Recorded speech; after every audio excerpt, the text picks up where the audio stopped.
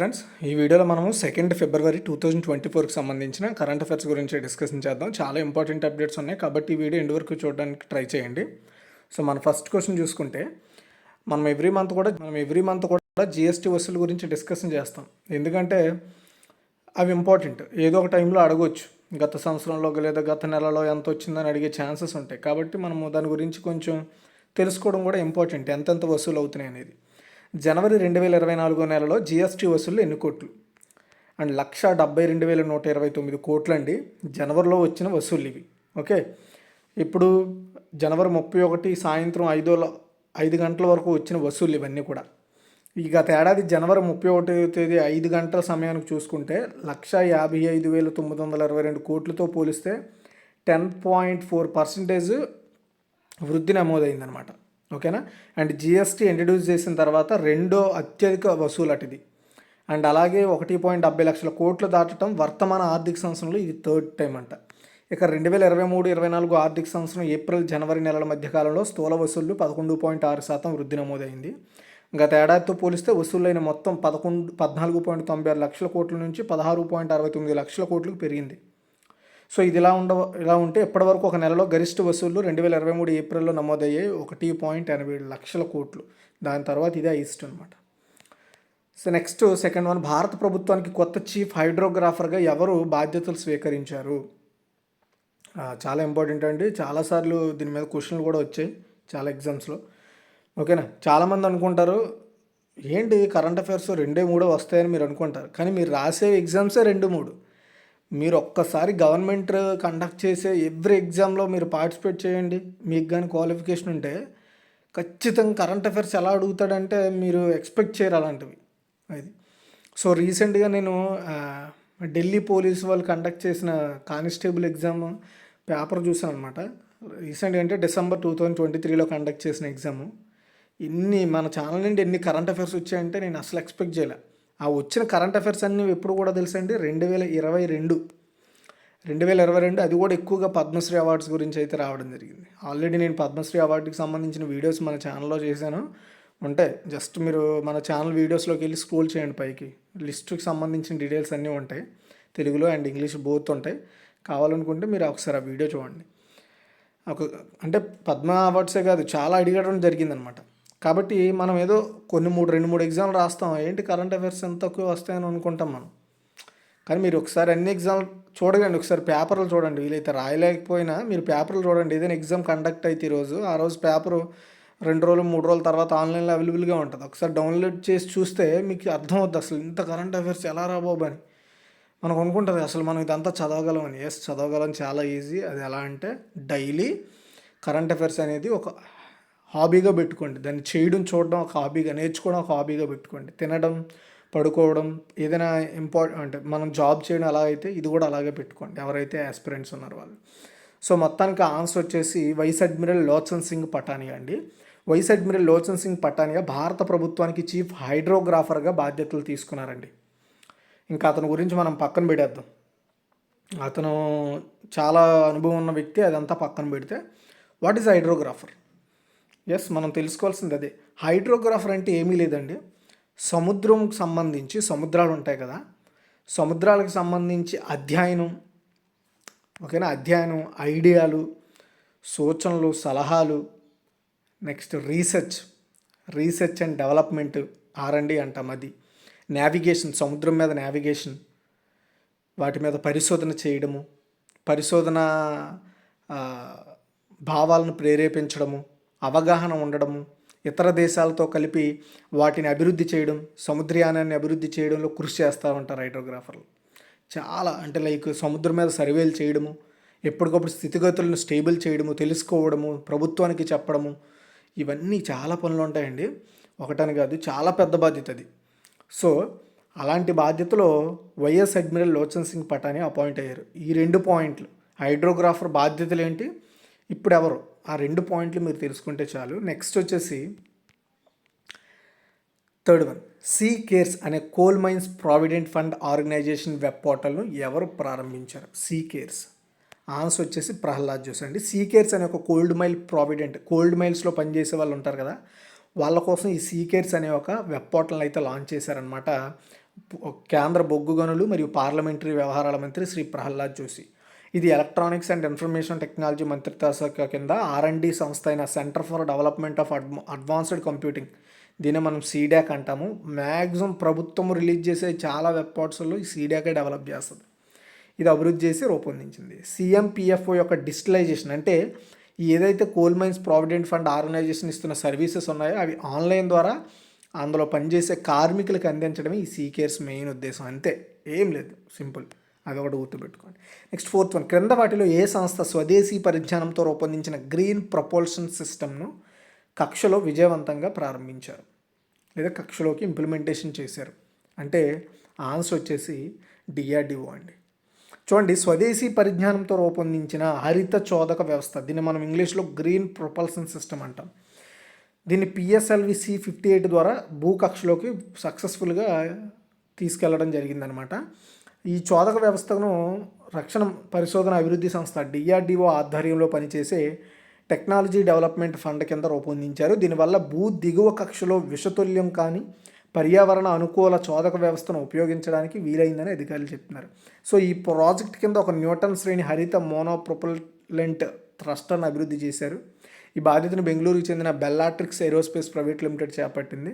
ఈ సంస్థకు DRDO మార్గనిర్దేశకం చేసింది. ఈ థ్రస్టర్ను PSLV C-58 రాకెట్ ద్వారా ప్రయోగించిన ఒక మైక్రో ఉపగ్రహానికి అమర్చారు. శాటిలైట్ని నిర్దిష్ట కక్షలో ఉంచడానికి ఇంజిన్ సహాయపడింది. భారత అంతరిక్ష పరిశోధన సంస్థ ఇస్రోకు చెందిన ఇస్ట్రాక్ కేంద్రం ద్వారా సేకరించిన డేటాను సైంటిస్టులు తాజాగా పరిశీలించారు. అన్ని అంశాల్లో ఈ హరిత చోదక వ్యవస్థ తమ అంచనాలకు మించి పనిచేసిందని చెప్పారు. ఈ ప్రాజెక్ట్ కింద దేశీయంగా ఇంధనం, fill and drain valve, drain electronics తదితర వ్యవస్థలను అభివృద్ధి చేస్తారన్నమాట. ఈ ఇంధనాన్ని, ఈ సిస్టమ్ని, గ్రీన్ ప్రొపల్షన్ సిస్టమ్ని డెవలప్ చేయడం ద్వారా ఫ్యూచర్లో పర్యావరణ రహిత సిస్టమ్స్ని డెవలప్ చేయడంలో ఉపయోగపడుతుంది. అది దీని మెయిన్ ఉద్దేశం. తర్వాత 5, ఏ రాష్ట్ర ప్రభుత్వము యూనిఫామ్ సివిల్ కోడ్ కోసం ఒక కమిటీని ఏర్పాటు చేసింది. ఇక్కడ కమిటీ అనే వర్డ్ మిస్ అయింది. కమిటీని ఫామ్ చేసింది. ఈ క్వశ్చన్ నేను ఎప్పుడో చెప్పా, 2023 స్టార్టింగ్లో అనుకుంటా. ఈ క్వశ్చన్ ఆల్రెడీ నేను అప్పుడే చెప్పాను. మళ్ళీ ఇప్పుడు ఎందుకు క్వశ్చన్ పెట్టానంటే, ఆ కమిటీ ఇప్పుడు రిపోర్ట్ ఇచ్చిందండి. ఒక రిపోర్ట్ ఇచ్చింది ఆ committee. So Uttarakhand government form చేసింది ఒక కమిటీ. ఇందులో 5 సభ్యులు ఉంటారు. ఆ కమిటీ ఇచ్చిన రిపోర్ట్ని ఉత్తరాఖండ్ ముఖ్యమంత్రి పుష్కర్ సింగ్ ధామీకి సమర్పించింది ఆ కమిటీ. ఈ కమిటీకి హెడ్ ఎవరంటే సుప్రీంకోర్టు రిటైర్డ్ న్యాయమూర్తి కమిటీ చైర్పర్సన్ రంజన్ దేశాయ్ అండి. చాలా ఇంపార్టెంట్. ఈ కమిటీ పేరే, అతను ఎవరు చైర్పర్సన్ అని అడగొచ్చు, ఎవరు హెడ్ లేదా ఎవరు అధ్యక్షతన కమిటీ ఫామ్ అయింది అని కూడా అడగొచ్చు ఫ్యూచర్లో. రంజన్ దేశాయ్. కమిటీలో ఇతర సభ్యుల్లో రిటైర్డ్ జడ్జి ప్రమోద్ కోహ్లీ, సామాజిక కార్యకర్త and Manu Kaur, retired IAS అధికారి Shatrughna Singh and Doon university vice chancellor Surekh Dangwal ఉన్నారు. ఉత్తరాఖండ్ నివాసితుల వ్యక్తిగత పౌర విషయాలు నియంత్రించే సంబంధిత చట్టాలను కమిటీ అధ్యయనం చేస్తోంది. వివాహం, విడాకులు, ఆస్తి హక్కులు, వారసత్వం, దత్తత, నిర్వహణ, కస్టడీ, సంరక్షతత్వం వంటి విషయాలపై ఇప్పటికే ఉన్న చట్టాలను మార్పులు చేయాలని కూడా ఈ రిపోర్ట్లో చెప్పారు. అసలు ఏంటి ఉమ్మడి పౌర స్మృతి అంటే ఏంటి? దీన్ని మనము యూనిఫామ్ క్రిమినల్ కోడ్, అంటే మనం దీన్ని యూనిఫామ్ సివిల్ కోడ్ అంటాం, UCC. దాన్ని తెలుగులో పిలుచుకోవడాన్ని ఉమ్మడి పౌర స్మృతి అంటాం. ఇండియాలో యూనిఫామ్ క్రిమినల్ కోడ్ ఎప్పటికీ అమల్లో ఉంది. అంటే నేరానికి పాల్పడే వారికి మతం, సమాజం వంటి అంశాలతో సంబంధం లేకుండా శిక్షలు అమలవుతాయి. ఉమ్మడి పౌర స్మృతి కూడా ఒక రకంగా ఇలాంటిదే, కానీ చాలా క్లిష్టమైన విషయం ఇది. ప్రజల వ్యక్తిగత వ్యవహారాలైన పెళ్లి, విడాకులు, ఆస్తి పంపకాలు, దత్తత వంటి అంశాల్లో ఒక్కొక్క మతానికి ఒక్కొక్క విధమైన చట్టాన్ని తీసుకురావడమే యూనిఫామ్ సివిల్ కోడ్. అంటే అక్కడ ఒక్కొక్క మతానికి ఒక్కొక్క విధమైన నిర్ణయాలు ఉంటున్నాయి. అలా ఉండకుండా ఏ తప్పు చేసినా, ఏం జరిగినా అందరికీ ఒకే విధమైన శిక్ష అనేది అమలు అవ్వాలనేది యూనిఫామ్ సివిల్ కోడ్ మెయిన్ ఉద్దేశం. సో ఇండియాలో ప్రస్తుతం మతం ఆధారంగా వ్యక్తిగత చట్టాలు అమల్లో ఉన్నాయి. వాటిని కంట్రోల్ చేయడమే ఈ UCC మెయిన్ ఉద్దేశం అండి. అయితే అసలు ఏం చెప్తుంది రాజ్యాంగం, దీనికి ఏం చెప్తుందంటే, సో రాజ్యాంగంలోని ఆర్టికల్ 44లో ఈ ఉమ్మడి పౌర స్మృతిని ప్రస్తావించారు. దేశ ప్రజలు ఉమ్మడి పౌర స్మృతి కోసం ప్రభుత్వం ప్రయత్నించాలని చెప్పారు. అయితే ఈ అంశంలో ఉన్న సున్నితత్వాన్ని గ్రహించి రాజ్యాంగం రూపకర్తలు UCCని అమలు చేసే విషయంలో ప్రభుత్వానికే స్వేచ్ఛనిచ్చారు. అది. సో ఇప్పుడు ప్రజెంట్ బీజేపీ గవర్నమెంట్ కావచ్చు, బీజేపీయేతర రాష్ట్ర ప్రభుత్వాలు కావచ్చు, దీని మీద వాళ్ళ వాకల్స్ వినిపిస్తున్నాయి అన్నమాట, UCCని తీసుకురావాలని. ఓకేనా? సో అది. Next 6th one, smart policing కింద సెల్ఫ్ బ్యాలెన్సింగ్ ఎలక్ట్రిక్ స్కూటర్ ఏ రాష్ట్రంలో ప్రారంభించబడింది అంటే ఉత్తరాఖండ్ అండి. సో ఇటీవల ఉత్తరాఖండ్ పోలీసులు స్మార్ట్ పోలీసింగ్ ప్రోత్సహించే లక్ష్యంతో సెల్ఫ్ బ్యాలెన్సింగ్ ఎలక్ట్రిక్ స్కూటర్ను రిలీజ్ చేశారు. సో టూరిస్టులు కావచ్చు, అక్కడ ఉండే పౌరుల భద్రత కోసం హరిద్వార్లోని పోలీసులు సెల్ఫ్ బ్యాలెన్సింగ్ స్కూటర్లతో పెట్రోలింగ్ చేస్తారు. ఈ స్కూటర్లను ఉత్కర్ష స్మాల్ ఫైనాన్స్ బ్యాంక్ విరాళంగా అందించింది. ఉత్తరాఖండ్ హిమాలయాలతో చుట్టుముట్టిన ఉత్తర భారత రాష్ట్రం. ప్రస్తుతం ఉత్తరాఖండ్ గవర్నర్ గుర్మీత్ సింగ్, ముఖ్యమంత్రి పుష్కర్ సింగ్ ధామి.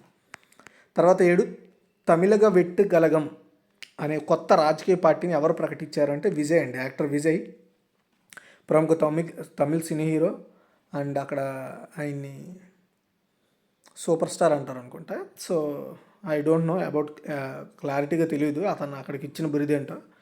సో ఆయన విజయ్ రాజకీయ అరంగేట్రం చేశారు. తన రాజకీయ పార్టీ ప్రారంభిస్తున్నట్లుగా అనౌన్స్ చేశారు. ఆ పార్టీ పేరు తమిళగ వెట్రి గలగం, అంటే తమిళనాడు విజయ పార్టీ అని అర్థం అనమాట. త్వరలోనే పార్టీ ఎజెండాను వెల్లడిస్తారట. తమిళనాడు ప్రజల మార్పు కోసం ఆతృతగా ఎదురు చూస్తున్నారని, అవినీతి పాలనకు వ్యతిరేకంగా తన పార్టీ ప్రారంభిస్తున్నట్లుగా ఆయన చెప్పుకొచ్చారు. సో నెక్స్ట్ ఎలక్షన్స్లో పార్టిసిపేట్ చేయము, కానీ ఐ థింక్ నెక్స్ట్ ఎలక్షన్స్లో మనోడు పార్టిసిపేట్ చేస్తాము అని చెప్తున్నారు ఆయన. తమిళనాడు రాజకీయాల్లో చాలామంది యాక్టర్స్ లైక్ ఎంజీఆర్, కే కరుణానిధి, జయలలిత దాదాపు 50 ఏళ్ల పాటు రాష్ట్ర రాజకీయాలను శాసించారు. సో ఇటీవల టైంలో చాలామంది వచ్చారు, లైక్ కమల్ హాసన్, రజనీకాంత్, వీళ్ళు ఎవరో పెద్దగా హైలైట్ అవ్వలేకపోయారు. అది చూడాలి మరి ఏమవుద్దు. తర్వాత 8, ఇటీవల ఏ దేశం క్వాల్టన్ ఖనిజ నిక్షేపాలను కనుగొంది. క్వాల్టన్ చాలా ఇంపార్టెంట్. ఇప్పుడు మనం వాడుతున్న స్మార్ట్ ఫోన్స్ లైక్ చాలా వాటికి ఈ క్వాల్టన్ అనే ఖనిజం చాలా ఇంపార్టెంట్ అనమాట. అయితే ఈ నిక్షేపాలను ఎక్కడ కనుగొన్నారంటే కెన్యా అండి. కెన్యా విలువైన ఖనిజం క్వాల్టాన్ యొక్క మొదటి నిల్వలను కనుగొంది. అంటే ఆ దేశంలో ఫస్ట్ టైం ఈ క్వాల్టాన్ నిల్వ ఉన్నట్టుగా ఐడెంటిఫై చేసుకుందట. ఈ అరుదైన ఖనిజాన్ని electric car batteries, mobile phones and ఇతర చాలా ఎలక్ట్రిక్ డివైజెస్లో తయారీకి వాడతారు. డెమోక్రాటిక్ రిపబ్లిక్ ఆఫ్ కాంగో, అంటే దాని పొరుగు దేశాలైన కాంగో దగ్గర ఆల్రెడీ ఈ ఖనిజాలు ఉన్నాయి. 70% కంటే ఎక్కువ ఉన్నాయి. బట్ ఫస్ట్ టైం కెన్యాలో ఐడెంటిఫై చేయడం ఇదే. ఓకే, అండ్ ఈ క్వాల్టాన్ గురించి చాలా గొడవలు అవుతాయండి, ఎందుకంటే అది అంత ఇంపార్టెంట్, అంత డిమాండ్ ఉంది దానికి. సో క్వాల్టాన్ తరచుగా మెటాలిక్ టాంటమ్లుగా శుద్ధి చేయబడుతుంది. ఇది కెపాసిటర్లను ఉత్పత్తి చేయడానికి ఉపయోగించే వేడి నిరోధక పొడి. ఇది ఎలక్ట్రానిక్ భాగాలను తయారు చేయడానికి వాడతారు ఎక్కువగా. ఫోర్బ్స్ ప్రకారం క్వాల్టాన్ ధర ఎంత టాంటమ్లు కలిగి ఉంటుందనే దానిపై ఆధారపడి ఉంటుంది. అయితే సగటున 1 కిలోగ్రాము అరుదైన ధాతువు అయితే $48. $48 1 గ్రాము. క్వాల్టాన్ అనేది కొలంబైట్ టాంటిలైట్, ఒక నిజస్థమైన లోహపు ఖనిజానికి సంక్షిప్త పదం. శుద్ధి చేసినప్పుడు క్వాల్టాన్ మెటాలిక్ టాంటలం అవుతుంది. ఇది ఒక ఉష్ణ నిరోధక పొడి. ఇది విద్యుత్ ఛార్జ్ని నిల్వ చేసే ప్రత్యేక లక్షణాలు కలిగి ఉంటుంది. క్వాల్టాన్ గ్రానైట్ పెగ్మలైట్స్లో కనిపిస్తుంది ఇది. ఓకేనా. సో పెగ్మటైల్లో అనేక అరుదైన లోహాలు, భారీ స్ఫటికాలు, అలాగే కొన్ని సాధారణ ఖనిజాలు ఉంటాయి. అందులో ఆ గ్రూప్కి చెందిందిగా చెప్పుకుంటారు దీన్ని. తర్వాత 9, ఫరీదాబాద్లో సూరజ్ కుండ్ క్రాఫ్ట్ ఫెయిర్ 2024ని ఎవరు ప్రారంభించారంటే ద్రౌపది ముర్ము అండి, రాష్ట్రపతి. ఓకేనా. చూడండి, భారత రాష్ట్రపతి ద్రౌపది ముర్ము గారు ఫిబ్రవరి 2న హర్యానాలోని ఫరీదాబాద్లో సూరజ్ కుండ్లో 37వ సూరజ్ కుండ్ అంతర్జాతీయ క్రాఫ్ట్ ఫెయిర్ని ప్రారంభించారు. ఇది ఫిబ్రవరి 18 వరకు కూడా కండక్ట్ చేస్తారు. ఈ ఫెయిర్ ఏంటి అంటే మెయిన్గా భాగస్వామ్య రాష్ట్రమైన గుజరాత్, ఈశాన్య హస్తకళలు, చేనేత అభివృద్ధి సంస్థ ఈ సంస్థను సూరజ్ కుండ్ అంతర్జాతీయ క్రాఫ్ట్ ఫెయిర్లో కల్చరల్ పార్ట్నర్స్గా ఉన్నాయి. టాంజానియా ఈ ఏడాది ఫెయిర్లో పార్ట్నర్ కంట్రీగా ఉంది. అండ్ ఈ ఫెయిర్లో భాగస్వామ్య దేశంగా టాంజానియా పాల్గొనడం ఆఫ్రికన్ యూనియన్తో భారతదేశ భాగస్వామ్యాన్ని ఇంకా హైలైట్ చేస్తుంది. బికాస్ టాంజానియా అనేది ఆఫ్రికన్ కంట్రీ. ఆఫ్రికన్ యూనియన్ అనేది ఆఫ్రికన్ ఖండాన్ని రూపొందించే 55 సభ్య దేశాలతో కూడిన ఒక ఖండాంతర సంస్థ. ఓకే. అండ్ 2023 ఎడిషన్లో అస్సాం, అరుణాచల్ ప్రదేశ్, నాగాలాండ్, సిక్కిం, మణిపూర్, మేఘాలయ, మిజోరాం, త్రిపురతో సహా 8 రాష్ట్రాలు థీమ్ స్టేట్లుగా ఉన్నాయి. కేంద్ర పర్యాటక, జౌళి, సంస్కృతి, విదేశీ వ్యవహారాల మంత్రిత్వ శాఖ సహకారంతో Suraj Kund fair authority, Haryana tourism ఈ ఫెయిర్ నిర్వహిస్తుందండి. ఈ ఫెయిర్ ఏంటంటే చేనేత వృత్తుల్ని ఎలా అక్కడ స్థానిక వస్తువులను హైలైట్ చేయడం, క్రాఫ్ట్స్ని. తర్వాత 10, ఏ రక్షణ దళం 2024 సంవత్సరాన్ని నేవల్ సివిలియన్స్ సంవత్సరంగా ప్రకటించింది. సో మీకు ఆ సంవత్సరం పేరు చదవగానే అర్థమైపోయి ఉంటుంది. నేవల్ అంటే నేవీ. ఓకే. రీసెంట్గా ఆర్మీ కూడా 2024కి ఒక పేరు పెట్టింది. అది ఎవరికైనా తెలిస్తే చెప్పండి. ఆల్రెడీ నేను మన కరెంట్ అఫైర్స్లో చెప్పాను, ఐ థింక్ జనవరిలో. మీకు ఎవరికైనా తెలిస్తే కామెంట్ చేయండి. ఆల్రెడీ చాలామంది ఆ వీడియో చూసి ఉంటారు, కామెంట్ చేయండి ఏ ఇయర్గా ప్రకటించుకుంది ఆర్మీ. సో నేవీ వచ్చేసి పౌరు మానవ వనరుల నిర్వహణ యొక్క అన్ని అంశాలను పరిష్కరించడానికి భారత నావికాదళం 2024 సంవత్సరాన్ని నేవల్ సివిలియన్స్ ఇయర్గా అనౌన్స్ చేసిందనమాట. అంటే మానవ వనరుల నిర్వహణలో నేవీ యొక్క పౌర సిబ్బంది పరిపాలన సామర్థ్యం సంక్షేమాన్ని మెరుగుపరచాలనే ఉద్దేశంతో ఈ ఇయర్ని ప్రకటించుకుంది. దీని ద్వారా ఏం చేస్తారంటే పరిపాలన దక్షత ఇవ్వడం, డిజిటల్ ఇనిషియేటివ్స్ తీసుకురావడం, సాధారణ నిర్దిష్ట శిక్షణా కార్యక్రమాలు నిర్వహించడం, సంక్షేమ కార్యకలాపాలు చేయడం అనేది చేస్తారు దీని ద్వారా. తర్వాత 11 అంటే ఒక టార్గెట్ అంటే ఏం లేదండి ఇక్కడ. నేవీ అనేది సివిలియన్స్కి కూడా ఉపయోగపడుతుంది, వాళ్ళ కోసం ఏమేమి చేస్తామనేది తెలియజేస్తుంది అంతే. తర్వాత 11 భారతదేశం యొక్క అతిపెద్ద మొట్టమొదటి భారత్ మొబిలిటీ గ్లోబల్ ఎక్స్పో 2024 ఎక్కడ నిర్వహించబడిందంటే న్యూఢిల్లీ అండి. దీన్ని ప్రధాని మోదీ గారు ప్రారంభించారు. ఎక్కడ ప్రారంభించారండి? భారత మండపంలో జరిగింది ఇది. సో భారత మండపం గురించి నేను ఇంతకుముందే చెప్పాను మీకు. అసలు భారత మండపం అంటే ఏంటో తెలిస్తే కామెంట్ చేయండి. సో దీన్ని పరిశ్రమ సంఘాలు నిర్వహిస్తాయి అండ్ భారత ప్రభుత్వం దీనికి మద్దతు ఇస్తుంది. లైక్ భారతదేశం వాహనాల కోసం ప్రపంచంలో అతిపెద్ద మార్కెట్లో ఒకటిగా ఉందని మన అందరికీ తెలుసు. అండ్ ఆటోమేటివ్ రంగం నుండి ప్రపంచ ఎగుమతులకు సహా దేశం సహకారం గణనీయంగా పెరుగుతుందని అంచనా వేయవచ్చు. సాఫ్ట్వేర్ డెవలప్మెంట్ నుండి తదుపరి తరం ఎలక్ట్రానిక్స్ వరకు ఆటోమేటివ్ ఇన్నోవేషన్లో భారతదేశం యొక్క ప్రధాన పాత్రను ఈ ఎక్స్పో మనకి తెలియజేస్తుంది. ఈ ఎక్స్పోలో మెయిన్ ఏంటంటే కొత్త కొత్త ప్రదర్శనలు, కొనుగోలుదారులు, అమ్మకాలు ఒక దగ్గర కలుస్తారు, అమ్ముకునే వాళ్ళు కొనుక్కునే వాళ్ళు మీటింగ్స్ పెట్టుకుంటారు, స్టేట్ మీటింగ్స్ ఉంటాయి, అండ్ రోడ్ సేఫ్టీ పెవిలియన్స్ ఉంటాయి, కోఆర్డింగ్ వంటి పబ్లిక్ సెంట్రిక్ అట్రాక్షన్స్ అనేవి ఇక్కడ ఏర్పాటు చేస్తారనమాట. నెక్స్ట్ 12 భారత క్రికెటర్ యశస్వి జైస్వాల్ ఏ దేశంపై తొలి టెస్ట్ సెంచరీ సాధించాడంటే వెస్టిండీస్ అండి. భారత ఓపెనర్ యశస్వి జైస్వాల్ వెస్టిండీస్తో జరిగిన టెస్ట్ అరంగేట్రం మ్యాచ్లో తన తొలి అంతర్జాతీయ టెస్ట్ సెంచరీ చేశాడు. విశాఖపట్నం వేదికగా ఇంగ్లాండ్తో జరుగుతున్న రెండో టెస్ట్ తొలి రోజునే యశస్వి జైస్వాల్ తన కెరీర్లో సెకండ్ సెంచరీ చేశాడు. టెస్టుల్లో అతని అత్యధిక స్కోర్ కూడా ఇదే. అండ్ తొలి టెస్ట్ విజయంతో ఇంగ్లాండ్ సిరీస్లో 1-0తో ముందంజలో ఉందండి. ఓకే. తర్వాత 13 ప్రపంచ చిత్తడి నేలల దినోత్సవం ఎప్పుడు జరుపుకుంటారు? ఆన్సర్ వచ్చేసి February 2 అండి. ఎవ్రీ ఇయర్ కూడా February 2 జరుపుకునే చిత్తడి నేల దినోత్సవం. సో February 2 సెలబ్రేట్ చేస్తారు. 1971లో చిత్తడి నేలపై రామ్సర్ కన్వెన్షన్ ఏర్పాటైంది. దానికి జ్ఞాపకార్థకంగా ఈ డే సెలబ్రేట్ చేస్తారు. ఆల్రెడీ చిత్తడి నేల గురించి మొన్ననే మన దేశంలో రీసెంట్గా కొత్తగా 5 చిత్తడి నేలలు కూడా ఈ రామ్సర్ కన్వెన్షన్లో చేర్చారు. అలా చేర్చడం ద్వారా మన దేశంలో ఎన్ని రామ్సర్ కన్వెన్షన్ సైట్స్ ఉన్నాయి, చిత్తడి నేలలు ఎన్ని ఉన్నాయనేది కామెంట్ చేయండి. అందులో చాలా క్లారిటీగా చెప్పా, అదే బేస్ మీద క్వశ్చన్స్ వస్తాయని కూడా చెప్పా. ఎన్ని ఉన్నాయో కామెంట్ చేయండి. అందరూ కామెంట్ చేయాలని ఏం లేదు. నేను మీకు ఎంత తెలుసో మీరు ఎంతవరకు దాన్ని అర్థం చేసుకోగలుగుతున్నారో తెలియాలి కదా, ఎందుకంటే అవే క్వశ్చన్స్ వస్తాయి మీకు ఎగ్జామ్లో, అందుకని అడుగుతున్నా. సో తెలిస్తే కామెంట్ చేయండి. ఓకే.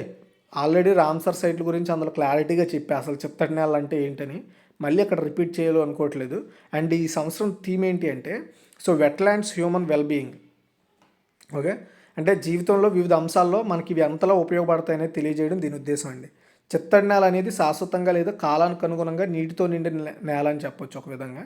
సో అది ఎప్పుడు చాలా వెట్టగానే ఉంటుంది, అంటే తేమగానే ఉంటుంది ఆ ప్రాంతం అంతా కూడా. నెక్స్ట్ 14 రొమాటిక్ ఆర్థరైటిస్ దినోత్సవాన్ని ఎప్పుడు జరుపుకుంటారంటే February 2 అండి. కీళ్ళను ప్రభావితం చేసే ఇన్ఫ్లమేటరీ వ్యాధే ఈ రొమటాయిడ్ ఆర్థరైటిస్ అండి. దీని మీద అవగాహన కల్పించడం కోసం February 2 ఈ డే సెలబ్రేట్ చేస్తారు. అండ్ ఇది స్వయం ప్రతిరక్షక వ్యాధి అండి. ఈ రొమటాయిడ్ వ్యాధికి స్వయం ప్రతిపక్ష వ్యాధి ఉంది. ఇది నొప్పి, వాపుకు కారణం అనమాట. వయస్సు, లింగం, జాతి అనే తేడా లేకుండా అందరికీ వస్తాయి, కానీ మ్యాక్సిమం 2.5 అంటే 2.5 రెట్లు ఎక్కువగా స్త్రీలకే వచ్చే అవకాశం ఉంటుంది. సో ఆల్ఫ్రెడ్ బి రాగోడ్ 1858లో ఈ వ్యాధిని వివరించడానికి రొమటాయిడ్ ఆర్థరైటిస్ అనే పదాన్ని మొదటిగా వాడారు. అండ్ 2011లో రొమటాయిడ్ పేషెంట్ ఫౌండేషన్ ఏర్పాటైంది. దీని గురించి అవగాహన పెంచుతున్నారనమాట.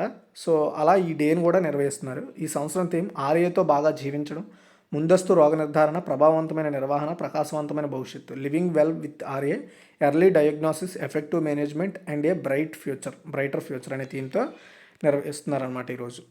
సో మనం ఫర్దర్ ఫ్యూచర్లో వీటన్నిటితో ఫైట్ చేయాలి కాబట్టి నేను అందరికీ ఇచ్చే సజెషన్ ఏంటంటే వీలైనంత వరకు మీరు డైలీ ఎక్సర్సైజ్ చేయడం, మంచి ఫుడ్ తినడం, అండ్ వీలైనంత వరకు నాన్ వెజ్ని తక్కువగా తింటూ వెజ్ని ఎక్కువగా తీసుకోవడం చాలా మంచిదండి. ఓకే.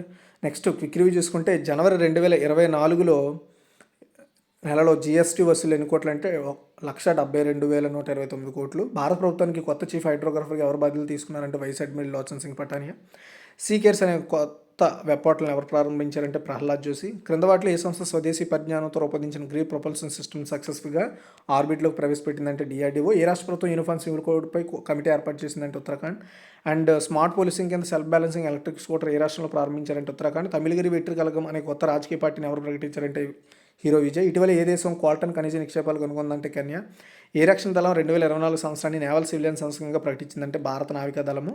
నెక్స్ట్ ఫరీదాబాద్లో సూరజ్కుండ్ క్రాఫ్ట్ ఫేర్ 2024 ఎవరు ప్రారంభించారంటే ద్రౌపది ముర్ము. భారతదేశం యొక్క అతిపెద్ద మరియు మొట్టమొదటి భారత మొబిలిటీ గ్లోబల్ ఎక్స్పో 2024 ఎక్కడ నిర్వహించబడిందంటే న్యూఢిల్లీ.